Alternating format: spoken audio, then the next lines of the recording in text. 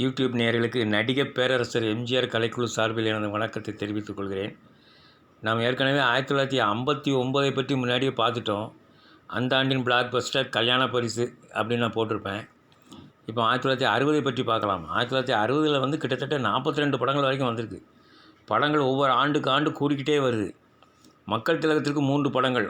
ஒன்று பாக்தாத் திருடன், இன்னொன்று ராஜா தேசிங்கு, கிருஷ்ணா பிக்சர்ஸ் மதுரை வீரன் எடுத்தாங்கள, அவங்க எடுத்த படம். 3வது படம் மன்னாதி மன்னன், நடை ஷார்ட் பிக்சர்ஸ்.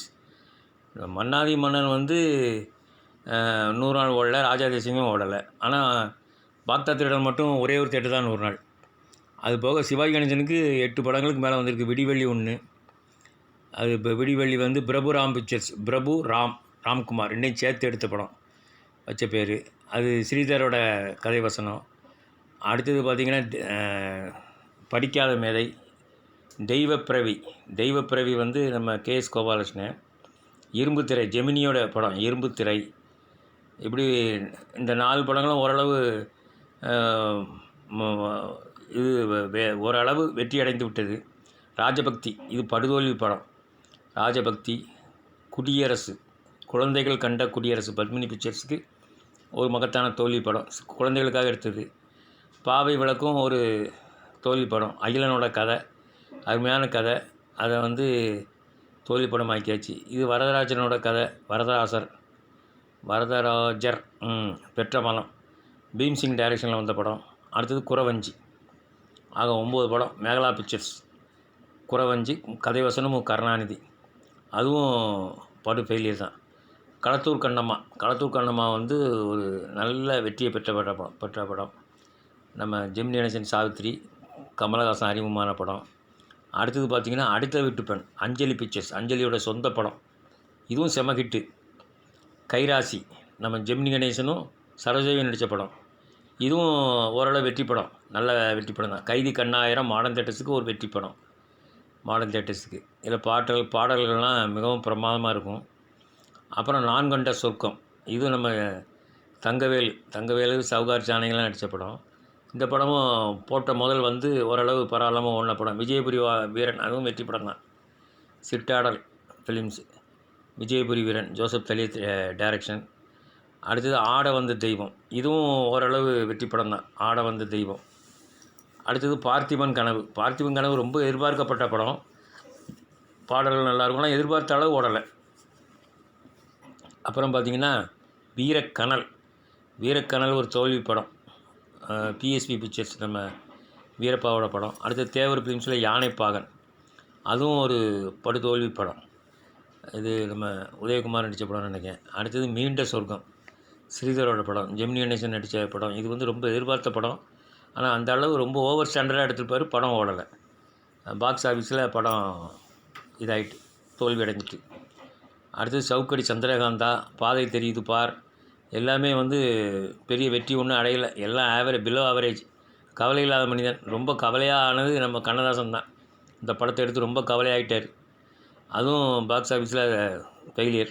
எல்லோரும் இந்நாட்டு மன்னர், அதுவும் ஃபெயிலியர் தான்.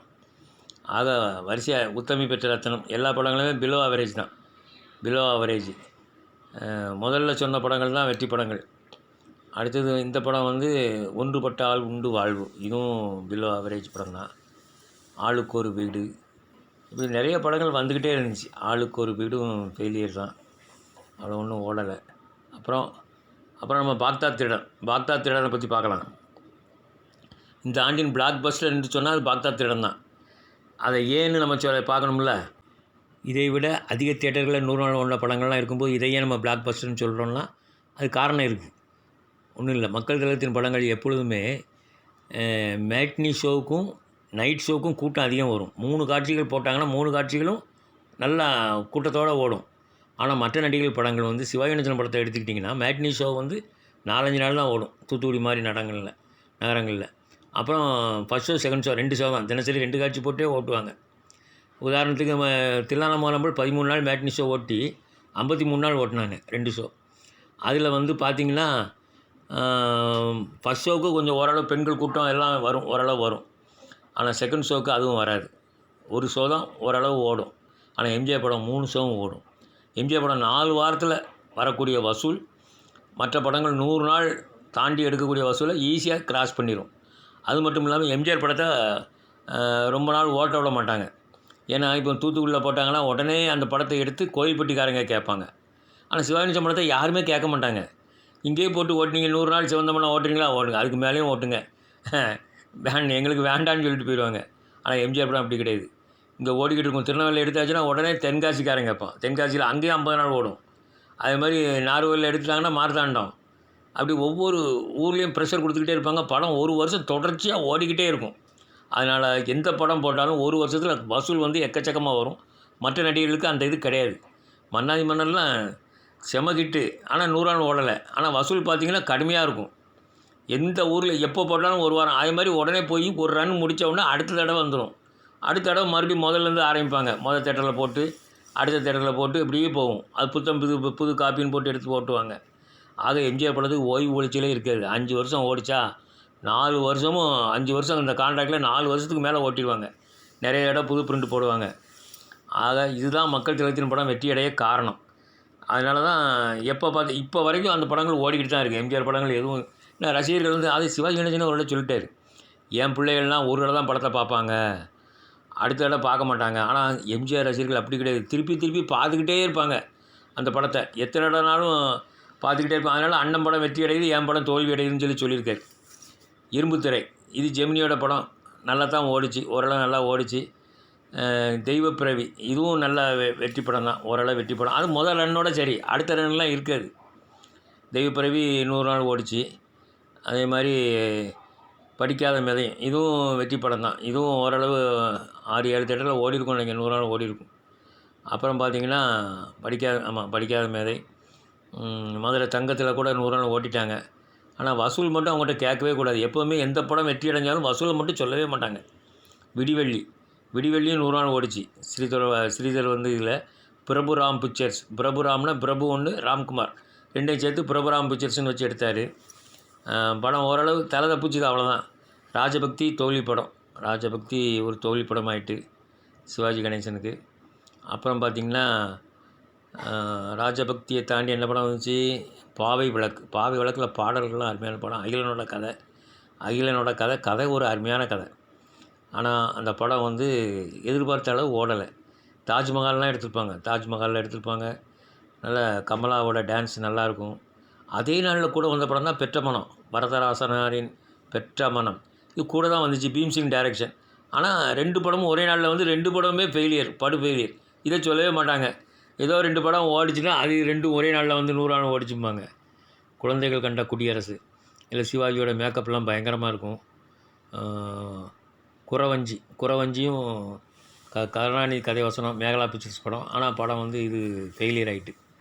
குறவஞ்சி ஒரு ஃபெயிலியர் படம் தான். அப்புறம் பார்த்திங்கன்னா சிவாஜி கணேசனுக்கு அவ்வளோதான் நினைக்கிறேன். குறவஞ்சி 8-9 படம் வந்துட்டு. களத்தூர் கண்ணம்மா இந்த படம் நல்லா ஓட்டம் ஓடிச்சு. களத்தூர் கண்ணம்மா ஏவிஎம் ப்ரொடக்ஷன்ஸ் படம். நிறைய தேட்டரில் 100 நாள் ஓடிச்சு களத்தூர் கண்ணம்மா. ஆக பாக்தாத் திருடனுக்கு அடுத்த கலெக்ஷன் களத்தூர் கண்ணம்மா தான். களத்தூர் கண்ணம்மா ஓரளவு கிராமங்கள்லேயும் போய் சேர்ந்துச்சு.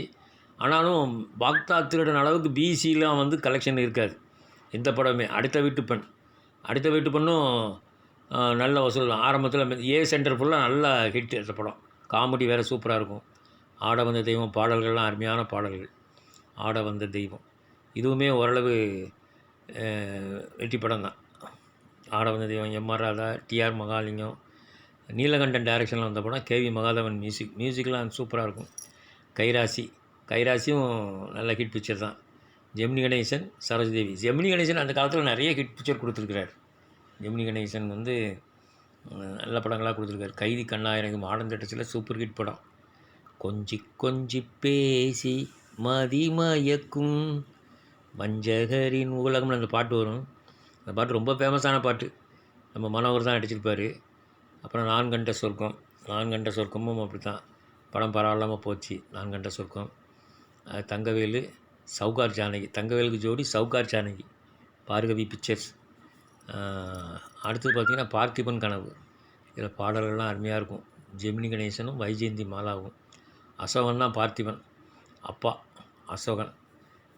பார்த்திபன் கனவு நல்ல ஓட வேண்டிய படம். ஆனால் பிலோ ஆவரேஜ் தான் ஓடிச்சு. பாதை தெரியுது பாரும் அப்படி தான். இதுவும் வந்து பெரிய வெற்றி படம்னு சொல்ல முடியாது. பாதை தெரியுது பார் சுமாராக போச்சு, பிலோ ஆவரேஜ் தான் இதுவும். அப்புறம் பார்த்திங்கன்னா மீண்ட சொர்க்கம், இது கிளாசிக்கல் ஃபிலிம், நல்ல ஏ கிளாஸ் ஃபிலிம்.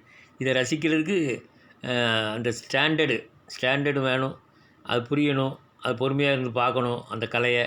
அதுக்கெல்லாம் நம்ம மக்கள்கிட்ட இது கிடையாது. யானைப்பாகன் ஒரு தோல்வி படம். யானைப்பாகன் நம்ம தேவர் ஃபிலிம்ஸு வரிசையாக எம்ஜிஆர் இல்லாமல் எடுத்த படங்கள்லாம் அடி வாங்குச்சு அவருக்கு. அதனால் யானைப்பாகன் பாவம். விஜயபுரி வீரன், இது ஒரு வெற்றி படம் சிற்றாடல் ஃபிலிம்ஸுக்கு. விஜயபுரி வீரன் ஓரளவு நல்லா ஓடின படம் தான் சிற்றாடல் ஃபிலிம்ஸ். விஜயபுரி வீரன் பாடல்களும் நல்லாயிருக்கும். அடுத்து வீரக்கணல், இது ஒரு தோல்வி படம் தான் வீரக்கணல்.